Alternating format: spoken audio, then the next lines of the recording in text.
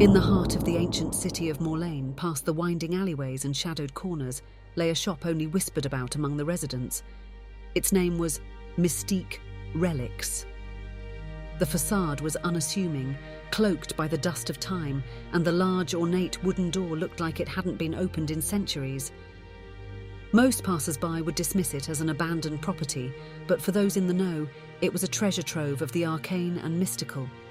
Inside, the room was bathed in a soft amber glow from the antique lamps that hung precariously amidst the cobwebs.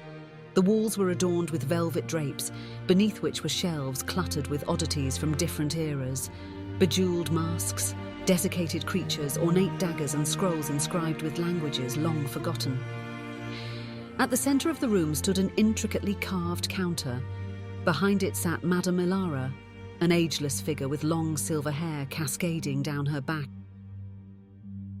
and eyes that seemed to have witnessed countless epochs.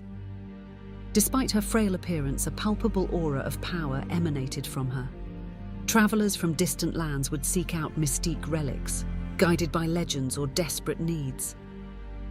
They would present their dilemmas to Madame Ilara, and in exchange for a price, sometimes gold, sometimes a memory, or on rare occasions a promise, she would provide them with an artifact from her vast collection.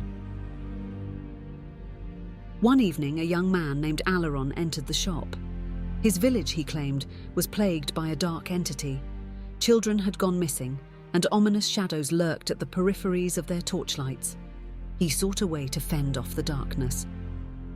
Madame Ilara listened intently, her gaze unwavering. She then slowly reached for a small, unassuming box on a shelf behind her. Inside was a crystal that pulsed with a gentle light. "This," she whispered, "is the heart of Lysandra. Its light will ward off the darkness, but remember, every power comes with a price." Alaron nodded, desperation evident in his eyes. The terms were agreed upon, and the crystal exchanged hands. As Alaron left, Madame Ilara gazed into the depths of her shop, where countless artifacts lay, each with a story of its own. She knew that while some came seeking help, others sought power for power's sake, but in the end, all were entwined in the intricate dance of fate, and Mystique Relics was but one of its many stages.